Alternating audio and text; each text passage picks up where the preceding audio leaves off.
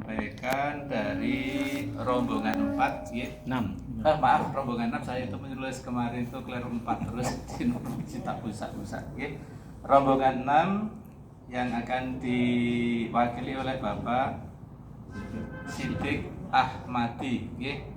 Nah, waktunya Pak Sumati karena kita duhurnya itu kan jam 19 ya. Oke. Nanti waktunya kurang lebih 1/4 jam ya. Kemudian kalau perlu ada tanya jawab dibolehkan ya. Tanya jawab, kemudian setelah kultum selesai nanti masih ada waktu. Nah, kita persiapan bisa zikir, bisa tadarus ya. Tapi prinsipnya ya maksimal kurang lebih 45 menit untuk kultum. Ngaten nggih. Ya. 4 jam. 15 menit Pak. 15. Catat iki kleru-kleru wae matur nggih. Ngaten Bapak-bapak nggih. Jadi kita mulai nanti yang datang ya bisa mengikuti. Nah, ini harapannya nanti untuk berikutnya terus bergilir sesuai jadwal yang telah ditetapkan nggih. Demi kebarokahan pada sempat bersemati, mari kita mulai dengan baca basmalah dan doa menuntut ilmu bersama-sama. Bismillahirrahmanirrahim. Raditu billahi robba wa bil islami dina wa bi Muhammadin nabiyyan wa rasula. Rabbi zidni ilma warzuqni fahma. Amin. Kepada Bapak Siddiq Ahmadi dipersilahkan untuk di tengah sini aja. Ini pakainya di nanti gitu.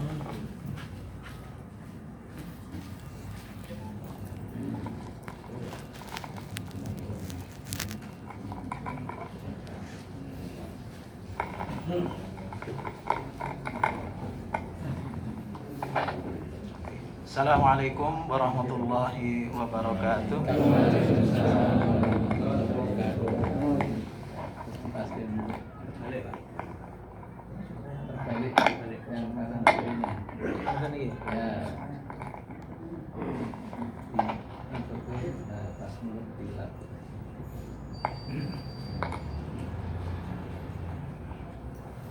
Ya, alhamdulillahilladzi nahmaduhu wa nasta'inuhu wa nastaghfiruh. Sudah masuk belum? Wa na'udzu billahi min syururi anfusina wa min sayyiati a'malina. May yahdihillahu fala mudilla lahu wa may yudlilhu fala hadiyalah. Asyhadu an la ilaha illallah wahdahu la syarika lah wa asyhadu anna Muhammadan abduhu wa rasuluhu la nabiyya ba'dah. Allahumma salli wa sallim wa barik ala nabiyyina Muhammadin wa ala alihi wa ashabihi wa mawalah. Qala Allah Ta'ala fil Qur'anil Karim. A'udzu billahi minasyaitonir rajim. Bismillahirrahmanirrahim. Ya ayyuhan nas u'budu rabbakum alladzi khalaqakum walladzina min qablikum la'allakum tattaqun. Bapak-bapak dan ibu-ibu yang dirahmati oleh Allah Subhanahu wa taala. Yang pertama, mohon maaf saya duduk di depan ini karena diperintah oleh Pak Karom 6 Pak Bambang gitu. Jadi ini gilirannya kultum gitu. Nah, karena namanya kultum ya berarti saya siapkannya 7 menit itu sesuai namanya gitu. 70 Pak. Dan memang kelas saya ya kelas pengisi kultum gitu. Jadi nanti kalau lama-lama malah kehabisan materi. Oke, bisa depan. Moga Pak. Maju Pak. Bapak Ibu yang dirahmati oleh Allah Subhanahu wa taala, yang pertama Maju Pak. saya mengajak marilah kita senantiasa meningkatkan kesyukuran kita kepada Allah Subhanahu wa taala. Karena atas rahmat, hidayah dan tentu izin dari Allah Subhanahu wa taala kita dapat berkumpul di tanah haram. Kita mendapatkan kenikmatan yang luar biasa ketika banyak sekali orang yang menginginkan untuk hadir di tanah haram ini untuk menjalankan ibadah haji, tetapi Allah Subhanahu wa taala belum mengizinkan dengan berbagai hambatan, alasan. Dan alhamdulillah dengan segala keterbatasan kita mungkin bukan orang yang paling mampu ya. Baik itu secara materi, mungkin juga tidak semua kita itu orang yang murah duit. Secara kesehatan mungkin juga kita juga banyak keterbatasan. Saya dinyatakan istitoah juga dengan catatan dengan pendampingan obat gitu. Walaupun faktanya obatnya tidak mendampingi saya gitu, karena kalau lupa minum ya diam saja obatnya. Mungkin kita juga bukan yang paling baik ibadahnya, bukan orang yang sudah paling bertakwa gitu. Mungkin juga ora pantes-pantes banget gitu, kok ngerti mau nggak haji. Tapi Allah Subhanahu wa taala yang menentukan, yang mengundang kita. Nah, maka tentu yang pertama kali harus terus kita tingkatkan adalah kesyukuran kita kepada Allah Subhanahu wa taala dengan sebaik-baiknya Bu, sini aja, Bu. menjalankan kesempatan kita untuk beribadah, untuk beramal saleh di dalam rangkaian perjalanan dan ibadah haji ini. Salawat dan salam marilah kita aturkan kepada junjungan kita Nabi Muhammad sallallahu alaihi wasallam, pada keluarga, sahabat dan pengikutnya sampai akhir zaman. Dan kita bermohon agar kita mendapatkan syafaat dari Allah Subhanahu wa taala melalui Rasulnya di hari kiamat. Bapak Ibu rahimakumullah, insya Allah kita dalam sebuah hadis itu ada sabda Nabi Shallallahu Alaihi Wasallam bahwa kita itu tidak diperintahkan atau kita itu tidak didorong untuk bersusah payah mendatangi suatu tempat untuk berziarah itu kecuali ketika masjid. Sebagaimana sabda Nabi, Bismillahirrahmanirrahim, wala tusaddu rihal illa ila salasati masajid, Masjidil Haram wa Masjidil Aqsa wa masjidi. Maksudnya masjidku, yaitu Masjid Nabawi. Jadi janganlah kamu bersungguh-sungguh kalau perlu diluang-luangkan waktu itu kecuali untuk mengunjungi 3 masjid. Yang pertama adalah Masjidil Haram, yang kedua Masjidil Aqsa. Masjidil Aqsa di Palestina, dan masjidi, maksudnya masjidku, berarti Masjid Nabawi. 2 dari yang disebut Nabi, insya Allah sekarang kita sudah ke Masjidil Haram. Ada yang subuhan di Masjidil Haram, bahkan ada yang bukan hanya sholat waktu di Masjidil Haram, ada yang tidur di Masjidil Haram, kan luar biasa. Insya Allah nanti setelah kita arusna, kita akan berpindah ke Masjid Nabawi. Jadi 2 masjid yang oleh Allah oleh Rasulullah itu kita diperintahkan itu. Kalau bahas pemahaman terbaliknya, kalau jangan kamu bersungguh-sungguh mengada-adakan meluangkan waktu untuk berkunjung kecuali di 3 masjid. Itu kalau dibahasa positifkan, sempatkanlah, persiapkanlah gitu kan. Ya duwitono gitu. Ke 3 masjid. Alhamdulillah kita dipermudah oleh Allah untuk berkunjung berziarah ke 2 masjid. Tinggal 1, yaitu Masjid Al-Aqsa. Tentu mengamalkan hadis yang tadi, maka di dalam hati kita monggo.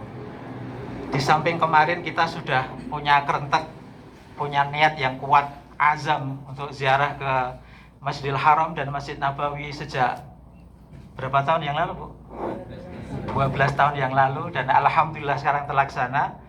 Maka setelah ini tanamkan juga di dalam hati kita bahwa kalau bisa kita berkunjung ke Masjidil Aqsa. Nah, insya Allah ya, semoga Allah memberikan pertolongan ya kepada para mujahidin, para pejuang di Palestina agar kita lebih mudah untuk bisa bersama-sama sholat berjamaah di Masjidil Aqsa. Ya, walaupun mungkin sebagian dari Bapak Ibu ada juga yang sudah berkesempatan ke sana karena dengan skema wisata sebenarnya bisa, tetapi itu dalam kondisi yang ya tidak selalu bisa dikunjungi. Bapak Ibu yang dirahmati Allah Subhanahu wa taala,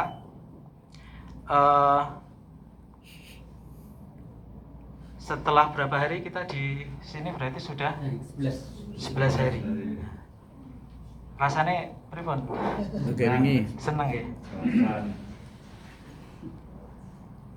Kalau dulu kita di rumah, sholat itu kan penanda waktu. Kalau pekerjaan kita itu kalau sudah subuh, oh berarti iki wis esok bar subuh lek arep nyambut gawe. Nanti begitu zuhur terdengar, oh berarti ini sudah siang, waktunya istirahat atau waktunya makan. Asar, oh berarti asar Bali. Nah si tukang ya berarti dari sudah wijik. Kalau maghrib berarti sudah mau malam dan seterusnya. Tapi sementara di sini Bapak Ibu yang terjadi itu sebaliknya. Justru momen yang kita tunggu itu adalah waktu-waktu sholat. Sudah diniatkan, wah engkau bengi saya nanti malam mau ke haram, mau subuhan di sana. Jadi yang paling utama adalah subuhnya. Oh ini sebentar lagi sudah diingatkan, ini waktunya sholat zuhur, silakan turun ke musola. Nanti asar begitu. Jadi hidup kita itu oleh Allah Subhanahu wa taala selama kita di sini itu dikembalikan kepada bagaimana seharusnya hakikat kita itu memandang kehidupan. Jadi yang paling utama dalam hidup kita itu sebenarnya adalah ya ibadahnya tadi.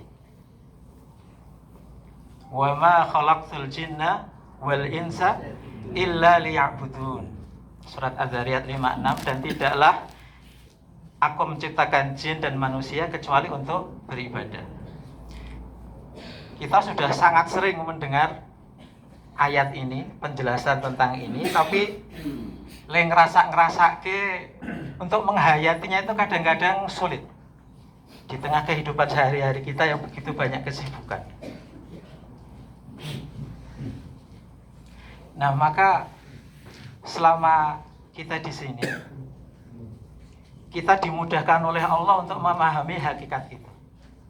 Itu dalam hati kita, konsentrasi kita, itu ya ibadah. Jadi kalau dulu Bimbo itu menulis lagu apa itu, Bu? Yang sajadah. Bentang Ada sajadah panjang membentang. Itu kan gambaran bahwa oh ternyata hidup yang paling utama itu adalah ya menunggu waktu-waktu sholat itu. Lalu untuk apa kita perlu bekerja? Agar kita sholatnya bisa kuat. Untuk apa kita perlu makan yang cukup? Agar sholat kita bisa sempurna. Bukan sebaliknya. Kalau kita kan sholat itu atau ibadah itu menjadi jeda-jeda di antara pekerjaan-pekerjaan kita, target-target kehidupan kita, prestasi-prestasi yang ingin kita capai. Bahkan sholat itu kita tempatkan sebagai sarana untuk mengejar kesuksesan itu. Wah, kadang-kadang pengen munggah pangkat ya, sholatnya tak sergepi. Tentu ini bukan sesuatu yang salah, karena Allah memang memerintahkan wasta'inu bis sabri wassalah.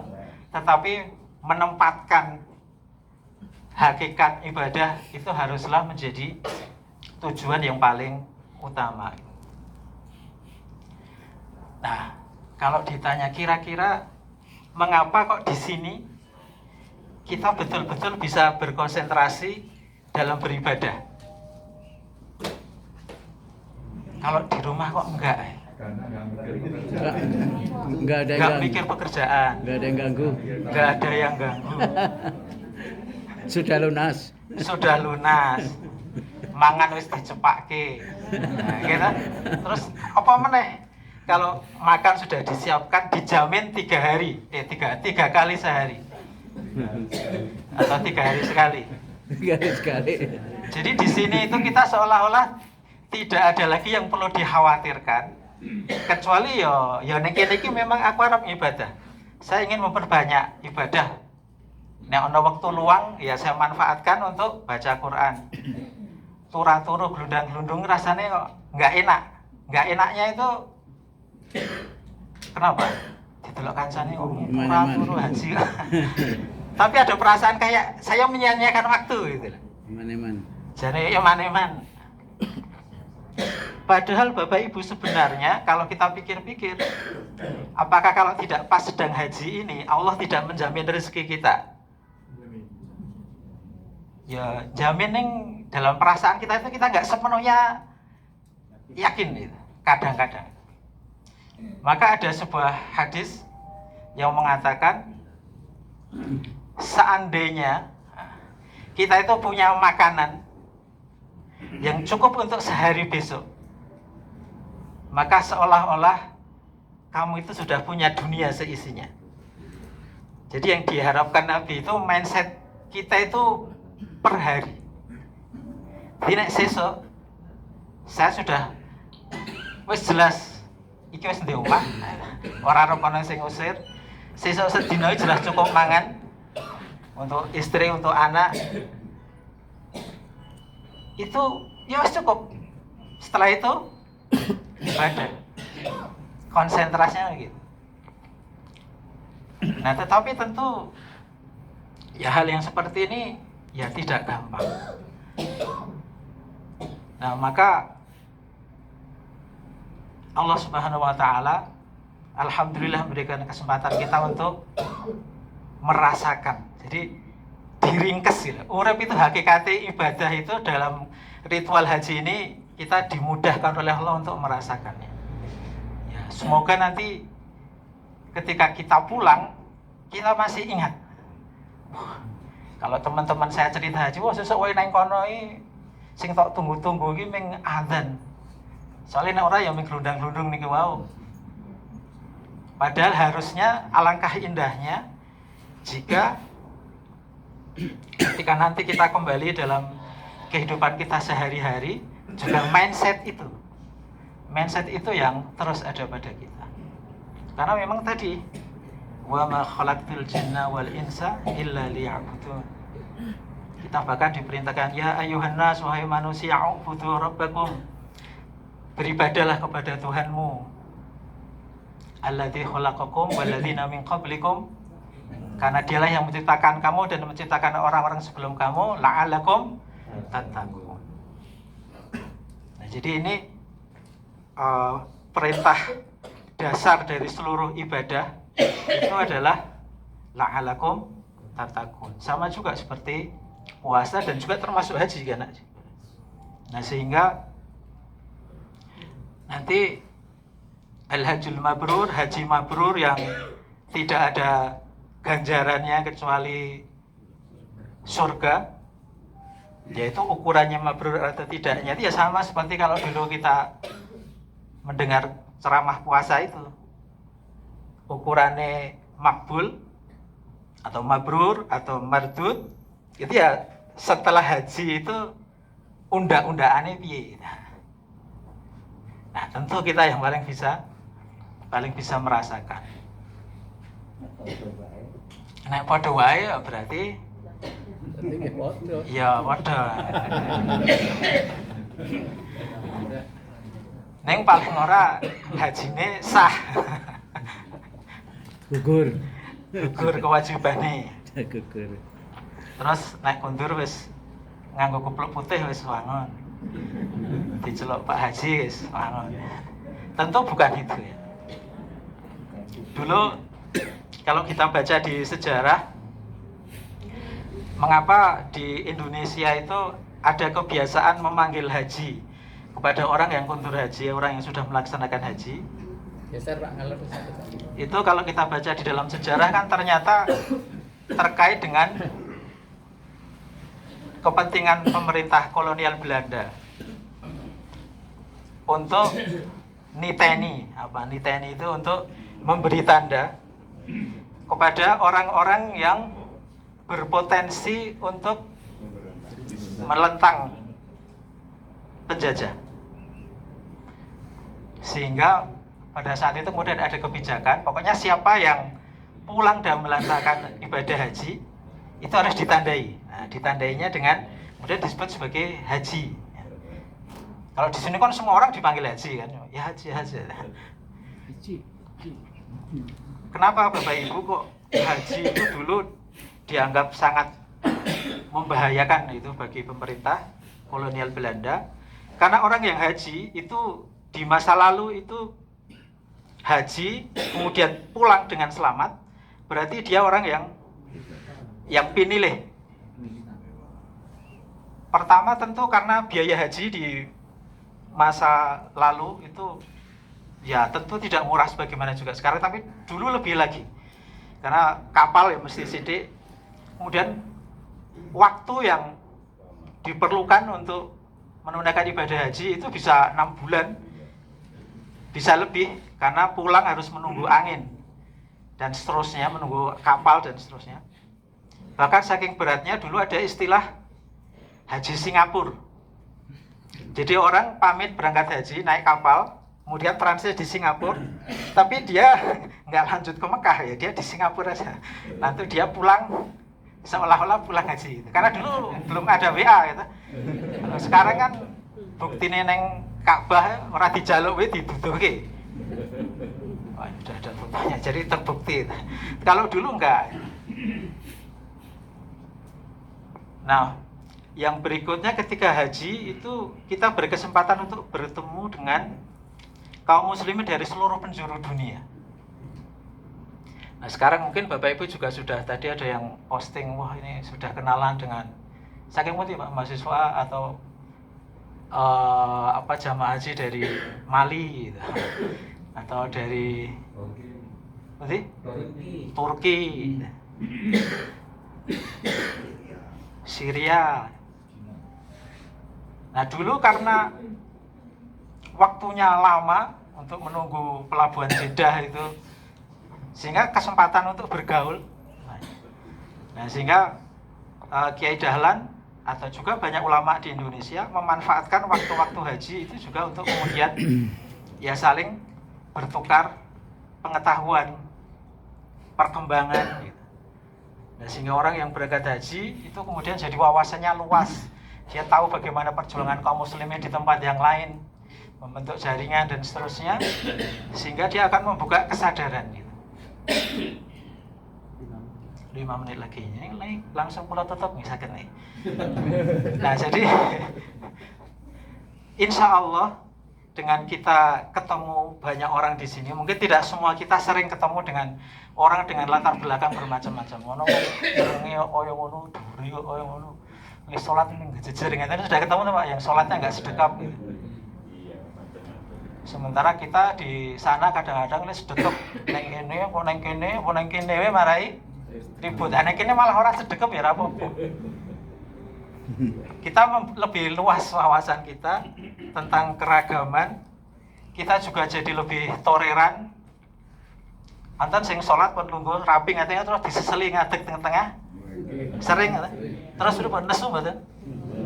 Jadi ya kita toleran, ini semua orang yang sama-sama ingin ibadah. Kita toleran aja. Direng. Nah, itulah yang kita jadi sadar kembali hakikat kita bahwa kita ini memang diciptakan oleh Allah Subhanahu wa taala itu ya berbangsa-bangsa, bersuku-suku, Inna khalaqnakum min dzakarin wa unsa wa ja'alnakum syu'uban wa qabailan lita'arafu. Sesungguhnya kami menciptakan kalian manusia itu dari satu laki-laki dan satu perempuan, dan daripadanya Allah kemudian memperkembangbiakkan menjadi suku-suku berbangsa-bangsa, syu'uban wa qabailan. Jadi walaupun ada yang hitam, ada yang putih, ada yang coklat seperti kita, itu sumbernya satu. Min dzakarin wa unsa, dari satu laki. Wa ja'alnakum, lalu Allah lah yang menjadikan. Jadi kalau khalaqa itu dari nggak ada jadi ada. Kalau ja'ala itu dari ada menjadi ada yang lain. Nah, jadi kalau kita itu ya, ja'ala telo menjadi geduk, tapi kita tidak bisa khalaqa telo, yang bisa Allah Subhanahu wa taala. Nah, jadi yang menghendaki kok ono sing putih, ono sing dhuwur, ono sing Allah Subhanahu wa taala, la ta'arafu, untuk kita saling kenal. Nah, alhamdulillah dengan haji kita punya kesempatan berkenalan dengan orang ternyata macam-macam. Lalu kita dikunci oleh Allah, inna akramakum indallahi atqakum. Yang paling mulia itu bukan yang paling putih, bukan yang paling tinggi, bukan yang paling pintar. Dulu orang Jerman itu menganggap dirinya ras Arya itu yang paling hebat, superior. Orangnya tinggi, proporsional, volume otaknya besar, paling beda karo monyet, paling jauh dibandingkan monyet. Karena kan dulu di barat itu ada keyakinan bahwa manusia itu ya awalnya melalui proses evolusi yang dari primata itu. Nah, maka yang paling dekat secara fisik dengan primata dianggap paling rendah. Ras mana yang paling dekat secara bentukan? Orang-orang Afrika. Maka dulu perbudakan itu yang jadikan budak orang-orang Afrika, karena diasumsikan ini sing paling cedak karo Simbaika. Kita orang Arya, orang Jerman, itu orang Eropa, orang Iran itu dianggap yang paling sempurna. Tapi Allah mengatakan inna akramakum indallahi atqakum. Nah, semoga dengan rangkaian ibadah haji yang akan kita lakukan dan kita bermohon kepada Allah, semoga kita diberi kemudahan untuk menunaikan rangkaian ibadah kita di Ar-Musna, agar kita diberikan oleh Allah haji yang mabrur, gitu. Sa'i yang maskur, kemudian semua amalan kita yang amalan yang makbul, dan semua yang kita usahakan, yang kita keluarkan ini menjadi sebuah perdagangan yang tidak pernah rugi. Dari saya mohon maaf apabila ada kekurangan. Cukup sekian, terima kasih. Assalamualaikum warahmatullahi wabarakatuh.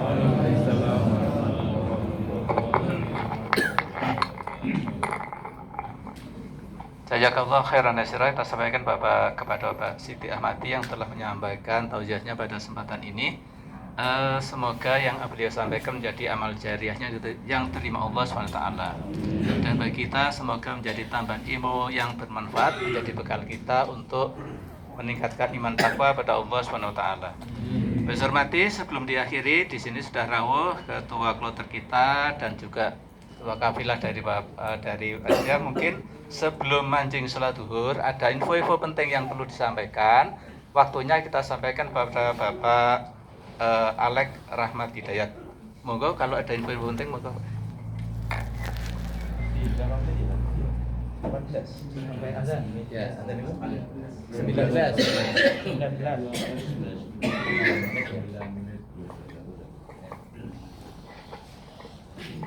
Ada kedan kuda.